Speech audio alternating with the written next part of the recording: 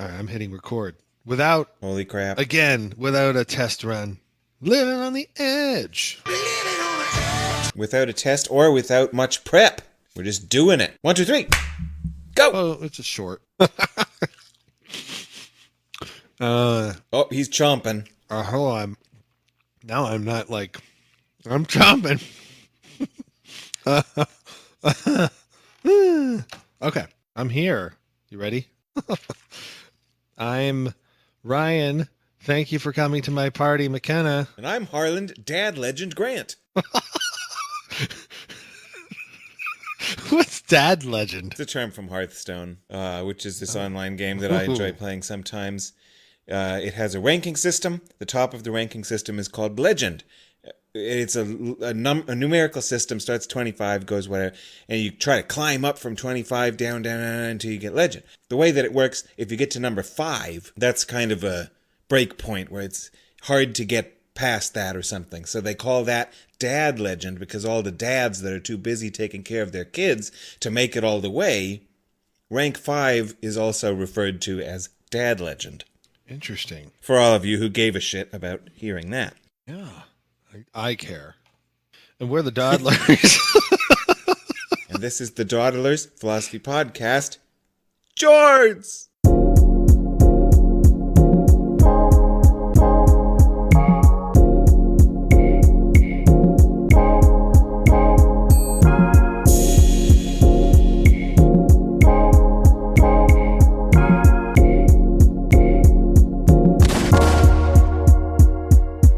Jorts. I know, I was like, jorts, huh?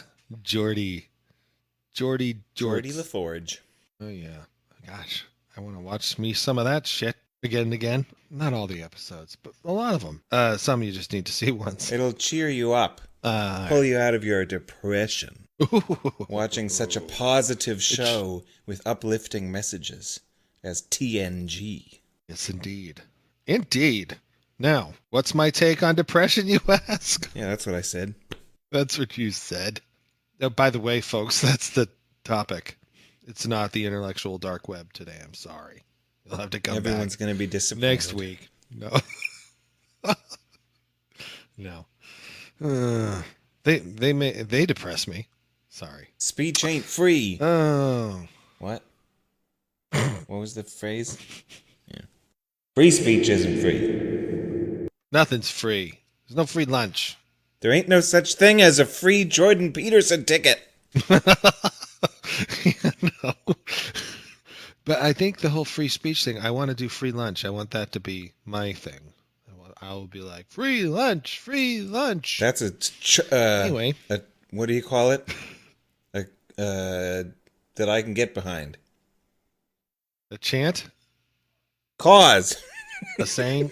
A cause. I'm like, holy crap. This will be a short.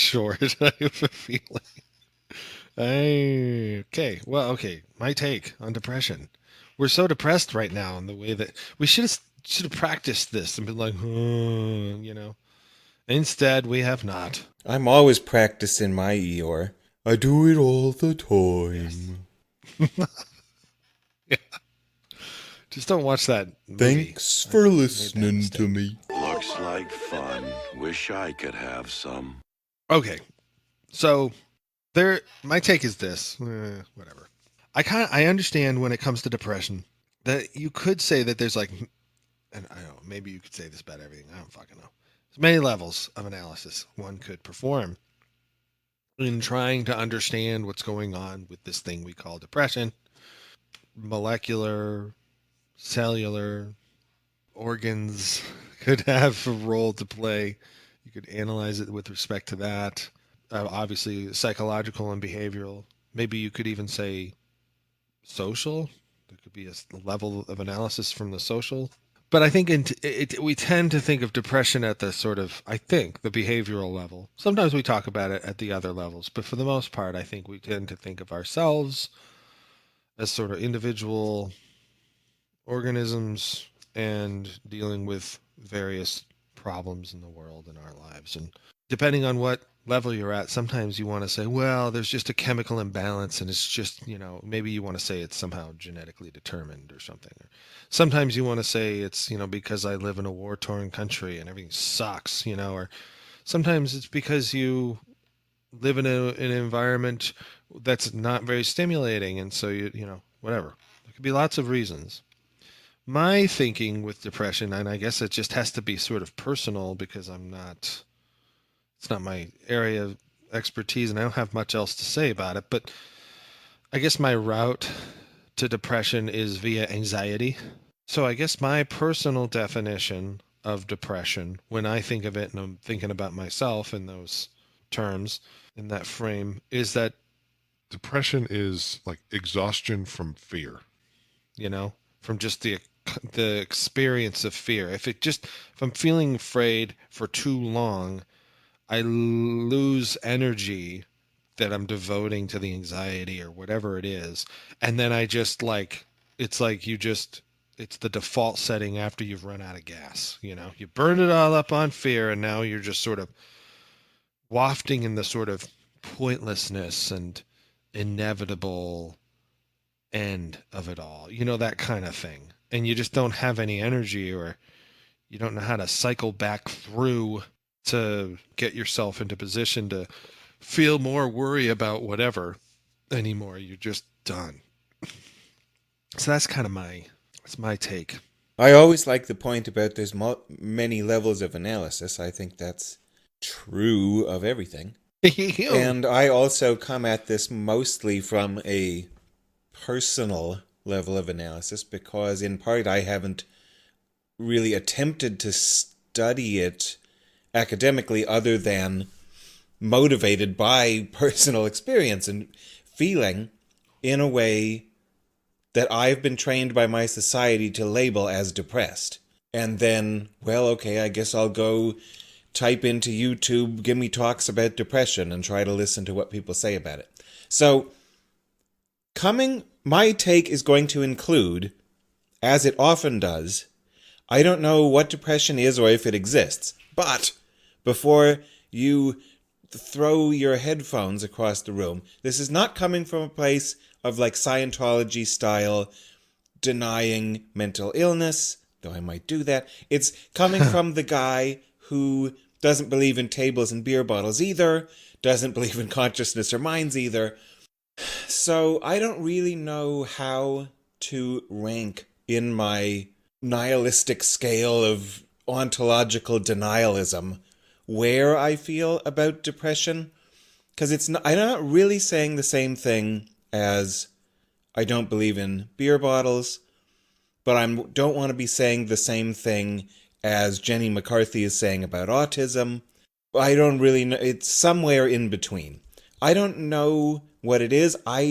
From my mixed state of ignorance and attempting to be moderately informed, have the opinion that we are still in the dark ages of psychiatric medicine. I don't get the impression that the professionals have this all figured out even on their own yet, though some probably think they do. I don't know. I feel depressed a lot, and I've been diagnosed by a professional as having depression, but I still also don't really know what that means or put very much stock in it. The way I would describe it in an analogous way to you were describing it as exhaustion from fear, I would just describe it as nothing sounds appealing.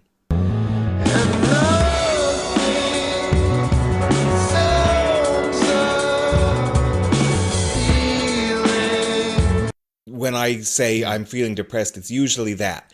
Motivation is absent, and when considering engaging in a task of any sort, even something that I would otherwise find quite enjoyable, I just kind of say, no thanks. Nope. I would prefer not to, as Zizek says.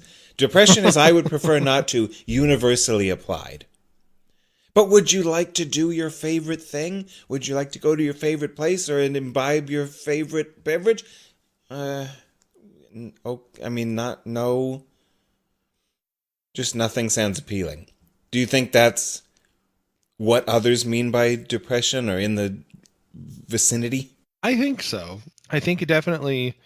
I've experienced that in an extreme way, but I don't think it was fear No. based. I think it was a virus that was having an effect on me at one time. But um, Right. Where that comes yeah, I think from. yeah, sadness, hopelessness. Those are all things that you don't have interest in activities.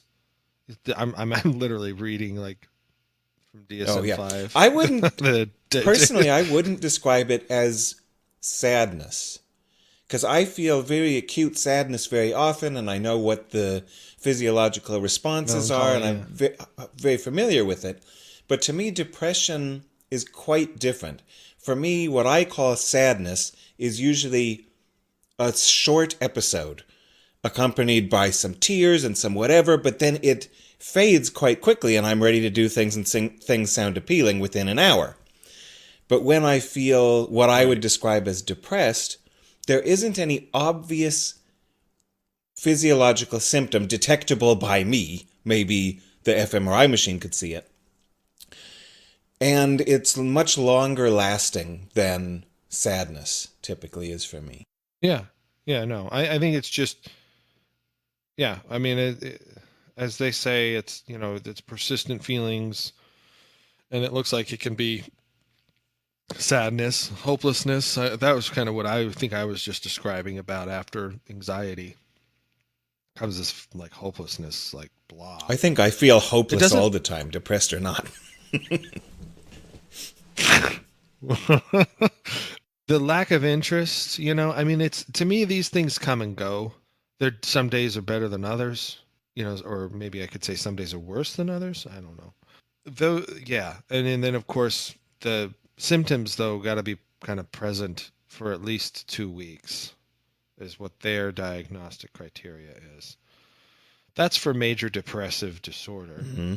Then there's bipolar, which is used to be called manic depression or whatever, and that's one where you kind of change.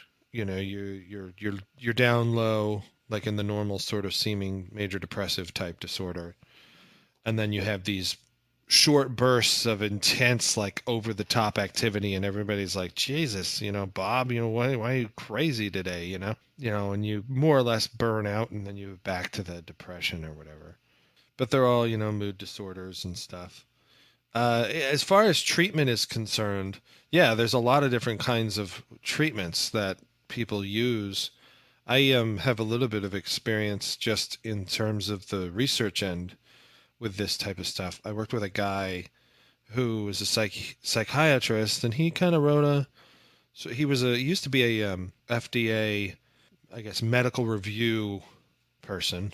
There'll be a drug company will want to get approval to sell their drug on the market in, say, a country like the United States, and in order to do that, they have to get approved by the FDA by showing that their drugs are efficacious, that they work better than nothing, which is usually a placebo, which is the control arm of a clinical trial.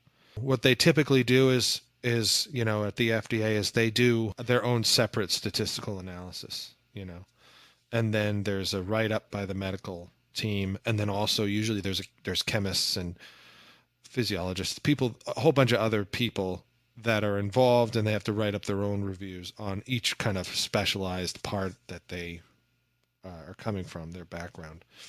If I think all you need is two positive trials for a drug like a antidepressant or something like that, and positive in this case is statistically significant. Of course, p values and statistical significance has come under the gun quite a bit over the years. And also the ways in which these trials are analyzed has changed just to a degree. And so for a while there was like a difference, like the FDA was not going to do the analysis in a particular way. And the drug companies were trying to force everybody to do their form of analysis. So there's a lot of that kind of stuff going on. But one question that I have about that, and one of the reasons that motivates my skepticism, is that what is being measured to establish these p-values, or how do you call it successful? Is it more than either personal testimonial reports, I feel better, or observations of overt volitional behavior. Like, oh, okay, well, I did more things than I did last week. Right? Because those two things, obviously reports, I have very low trust in. And then even if we're measuring how people behave, I don't think we know enough about the etiology of behaviors to pin down. I'm just saying, depression seems different than having the flu. Yeah, it is. Although when you have the flu, you feel like probably worse than you do when you're depressed. I mean, I've had the flu a couple times, and man, was that terrible. Yeah, and I would say that, yeah, I mean, it's report based. The biggest problem with these trials, actually, though, is the dropouts, I think. Getting people to stay taking the drug over time, because there's a lot of adverse events that are reported. They have to tally all those. Hopefully no one dies. If someone dies, it's over, Yeah, people do, like, I don't know what you did to get diagnosed by a doctor or whatever, but typically they have you fill out some kind of form. That form you fill out and then they score. It's, it's sort of qualitative in a way. And they score your depression level, and if you're a certain way down the line in your numbers that you've, based on the questions, your answers to the questions or whatever, then they indicate whether or not you are truly depressed. Or I don't know if there's probably physiological characterizations that they match it up with. I don't know if they've done that every time. They might, and honestly, that's a good question. I know that the basis, though, for the actual analyses that happen later, when you're talking about p-values, is going to be based on the reports. And so you have the reports for I don't know, 6 to 8 week trial. And so you're supposed to take the drug every day or whatever the dosage is, and whatever the, if it's per day or, 2 times a day. Anyway, and you do that for the entire duration of the trial. And at each week you fill out the form, and you hopefully fill out the form honestly. And for a lot of people, sometimes they really do want to get better and they're hoping this is the break. So maybe they are being honest.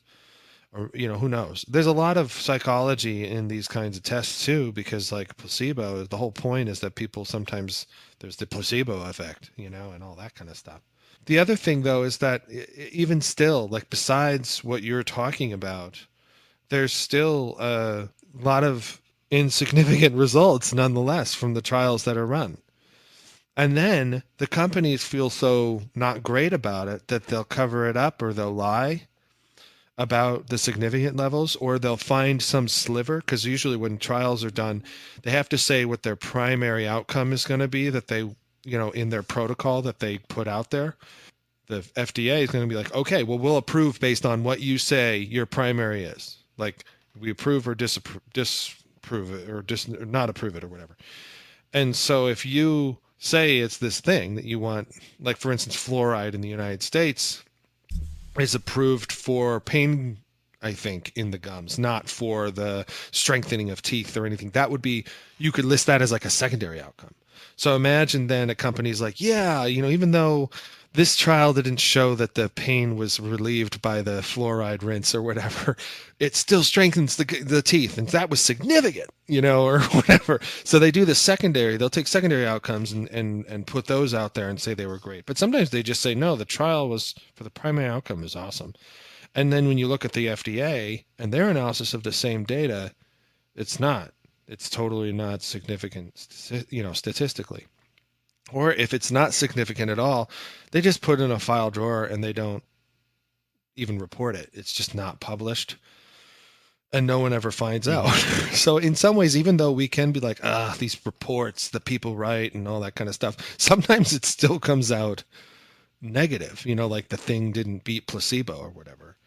And sometimes also they'll put an active comparator, something that's already on the market that was apparently approved. They'll compare it against that. And if that also in the trial does not beat placebo, they'll then give themselves a break and call it a failed study, which is, there must have been something wrong with them, like, rather than just, because they wouldn't want to acknowledge that it wasn't positive by saying it was negative. So, well, that's depressing. Are we having a depression epidemic in America, early 21st century? I think we're having, we were talking beforehand. It sounds like there's a sleep deprivation epidemic, but it's a fast track to being depressed is to not be able to sleep. And that usually is probably anxiety. See my little twist there? It's like, oh my God, why is my mind racing? I can't get to sleep. I have all this shit to do the next day. I'm not getting, and then you're fucking exhausted and you got a short temper. And before you know it, like you're through that cycle a couple times and you're like, you just want to like, everything's hopeless. And if there's one takeaway message from the Dawdlers' philosophy over our entire existence, it's all hopeless. Don't bother. No. What? Or is that just half? Maybe that's half of the Dawdlers. The other half's message is laugh into the abyss.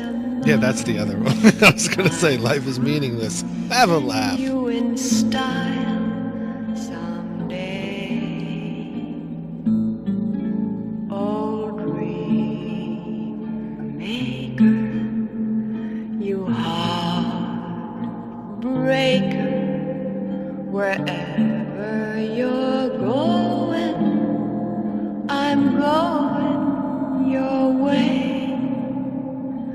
Two drifters off to see the world. There's such a lot of world to see. We're the same rainbows and waiting round the bend. My huckleberry friend, oh, river.